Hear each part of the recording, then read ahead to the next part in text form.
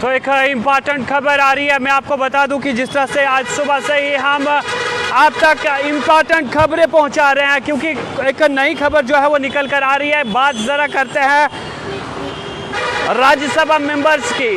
तो कौन से मेंबर्स जो है वो इलेक्ट हो सकते हैं, क्योंकि मैं आपको बता दूं कि आप सभी लोग जानते हैं जम्मू कश्मीर में असेंबली इंतखाबात हुए, लेकिन अलायंस को भारी बहुमत जो है वो मिली, यानी अक्सरियत मिली है। यहाँ नेशनल कॉन्फ्रेंस और कांग्रेस या CPIM जो इत्तेहाद है, इसको कुल मिलाकर अगर अभी तक आंकड़े देखे जाए तो 55 नशिस्तों पर जो है ये अलायंस पहुंच चुका है। लेकिन भाजपा के पास 29 सीटें जो है वो नॉमिनेटेड मेंबर्स के बगैर मौजूद है। तो कुल मिलाकर अगर देखा जाए तो अभी सीट शेयरिंग फार्मूला जो राज्यसभा मेंबर्स का है वो तैयार किया जा रहा है और बड़े पैमाने पर इस वक्त हलचल चल रही है। और बहुत जल्द जो ही जम्मू कश्मीर की सरकार जो बनने जा रही है ये ऑथ लेती है, स्पीकर डिप्टी स्पीकर की ऑथ सेरेमनी होती है, तो सबसे पहले वुज़रा और उसके साथ साथ चीफ मिनिस्टर की ऑथ सेरेमनी होगी। और उसके बाद मैं आपको बता दूं कि कहीं ना कहीं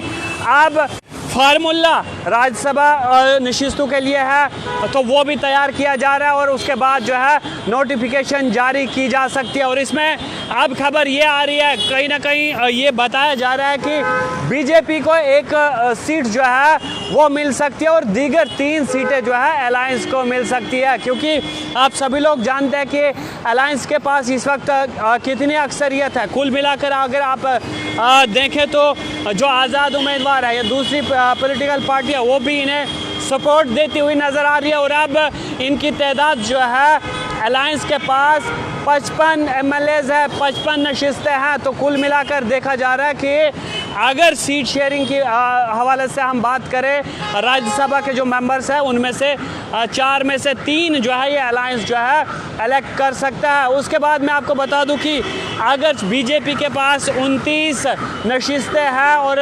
नॉमिनेशन के लिए जो मैं आपको बता दूं कि 5 मेंबर्स को LG नॉमिनेट करेगा यूनियन गवर्नमेंट की रिकमेंडेशन पे, तो अगर उन्हें वोट देने का हक नहीं भी बीजेपी के पास इतनी बहुमत है, जब सीट शेयरिंग जो है मुकम्मल हो जाएगी, फार्मूला तय हो जाएगा, तो कहीं ना कहीं बीजेपी भी एक राज्यसभा मेंबर को नामजद कर सकती है। तो बड़ी खबर आप तक हम पहुंचाने की कोशिश करेंगे। आप सभी लोग जो है बखूबी वाकिफ़ है कि 2015 में जिस तरह से बीजेपी PDP मखलूत सरकार में यहाँ 2 जो MPs थे, 2 जो राज्यसभा मेंबर्स थे वो PDP के पास थे, एक बीजेपी के पास और एक जो है कांग्रेस के पास था, जो आप सभी लोग जानते हैं गुलाम नबी आज़ाद के रूप में। लेकिन उस वक्त कांग्रेस के पास 12, NC के पास 15 और अन्य जो छोटी दूसरी पार्टियां हैं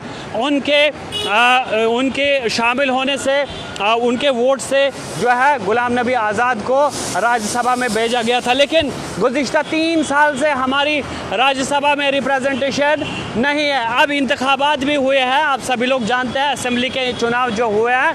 अब इसके बाद कहीं ना कहीं ये तैयारियां जो है वो शुरू हो गई है और इलेक्शन कमीशन बहुत जल्द नोटिफिकेशन जारी करेगा और उसके बाद जो 4 राज्यसभा मेंबर्स होंगे वो जो है राज्यसभा में जाएंगे। और ये सब तकरीबन खबरें निकल कर आ रही है कि ये जो है यहाँ की असेंबली ही तय करती है, यहाँ के जो लेजिस्लेटर्स हैं वो ही तय करते हैं और वो वोट करेंगे। लेकिन सीट शेयरिंग जो है वो किस तरह से होगी, कहाँ से कौन जम्मू को कितनी सीटें मिलेंगी। और आपने देखा कि बीजेपी ने अगर जम्मू के 43 नशिस्तों में 29 नशिस्तें जो है वो हासिल की है, तो कहीं ना कहीं एक राज्यसभा मेंबर ये इलेक्ट कर सकते हैं या अपने नाम कर सकते हैं, अपनी पार्टी का भेज सकते हैं। लेकिन अलायंस को 3 मेंबर्स जो है वो मिल सकते हैं। तो मज़ीद क्या कुछ निकल कर आता है वो भी आप तक पहुंचाएंगे। फिलहाल बड़ी खबर ये भी आ रही है कि LG जो है वो यूनियन गवर्नमेंट के रिकमेंडेशन पे 5 मेंबर्स को नामजद जो है वो बहुत जल्द करने वाले हैं। तो कुछ ही टाइम बचा है, कल का दिन बचा है, परसों जो है कहीं ना कहीं जम्मू कश्मीर की जो आने वाली सरकार है, उमर अब्दुल्ला वाली सरकार जो है, इसमें मैं आपको बता दूं कि ऑथ सेरेमनी होगी और चीफ मिनिस्टर यहाँ के ऑथ लेंगे और उसके बाद वज़रा की ऑथ सेरेमनी होगी। स्पीकर, डिप्टी स्पीकर को भी नामज़द किया जाएगा और उसके बाद कामकाज शुरू होगा। तो फिलहाल राज्यसभा के हवाले से, राज्यसभा सीट्स के हवाले से हमने आप तक इन्फॉर्मेशन पहुँचाई, खबर पहुँचाई। मज़ीद क्या कुछ निकल कर आता आप तक ज़रूर पहुँचाएँगे। आप तब तक देखते रहे अर्ली टाइम्स।